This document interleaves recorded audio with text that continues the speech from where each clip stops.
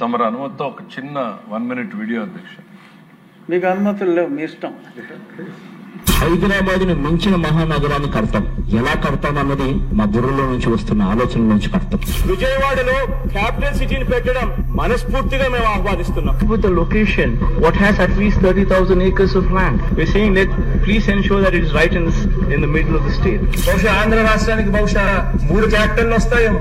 Executive capital, legislative capital,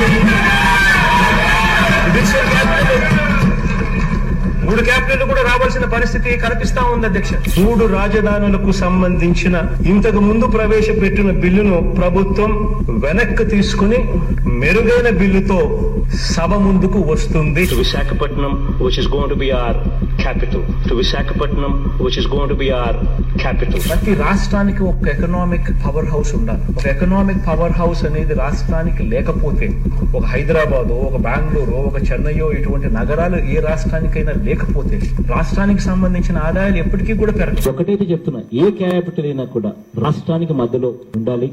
ఎవరు ప్రయాణం చేయాలన్నా కూడా ఇబ్బంది పడకూడదు. భూమి ఉండాలి, దండిగా చాలా భూమి ఉండాలి, డెవలప్మెంట్ స్కోప్ ఉండాలి, నీళ్లు ఉండాలి. ఈ 3 క్రైటీరియాస్ లోనే ఎక్కడో ఒక చోట వస్తుంది. కావాలంటే విజయవాడ గుంటూరు మధ్యలో NS దగ్గర నాగార్జున యూనివర్సిటీలోనో, లేకపోతే ఒక 500 ఎకరాలు అక్కడ గుంటూరు విజయవాడ మధ్యలో ఎక్కడో ఒకసారి తీసుకుని 500 ఎకరాలు నువ్వు కట్టాల్సిన బిల్డింగ్ ఏదో కట్టు, 500 ఎకరాలు నువ్వు కట్టాల్సిన బిల్డింగ్ ఏదో కట్టు, రీజనబుల్ గా ఏదో సైజులో.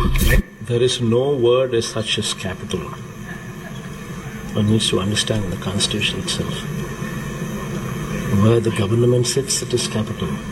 It is the most important thing what one should be understand, what one should be aware of it.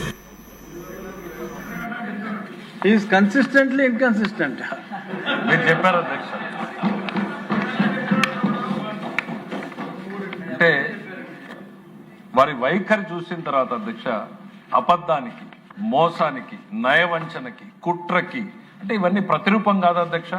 మనసులో ఒక దుర్మార్గపు ఆలోచన పెట్టుకుని అతనికి రాష్ట్రం అంటే రాజకీయమే కనపడుతుంది తప్ప రాష్ట్రం అంటే ప్రజలు, కుటుంబాలు, వాళ్ళ ఆశలు, వాళ్ళ ఆలోచనలు, వాళ్ళ ఆకాంక్షలు అనేటువంటి ఆలోచన ఆయన ఎక్కడ కనపడలేదు అధ్యక్ష.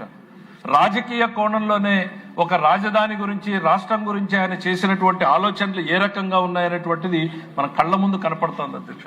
ఈ రకమైనటువంటి భిన్నమైన ఆలోచనలు ఒక సంవత్సర కాలంలోనే ఒక 10 సంఘటనలు మాటలు మారిస్తే ఈ రాష్ట్రానికి ఏ పెట్టుబడిదారుడు వస్తాడు అధ్యక్ష? ఎవరు ఈ రాష్ట్రం వైపు తిరిగి చూస్తారు అధ్యక్ష?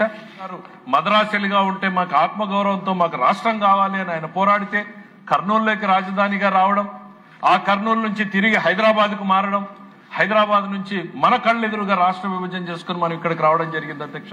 చాలా మంది ఇక్కడ ఉన్న వాళ్ళం ఆ రోజు రాష్ట్ర విభజన జరుగుతున్నటువంటి తరుణంలో హైదరాబాద్ లో ఉమ్మడి రాష్ట్రంలో చట్టసభల్లో కూడా ఉన్నాం అధ్యక్ష. చాలా మంది ఆ రోజు సభాధిపతిగా ఉన్నటువంటి మనోహర్ గారు ఇక్కడ ఉన్నారు అధ్యక్ష.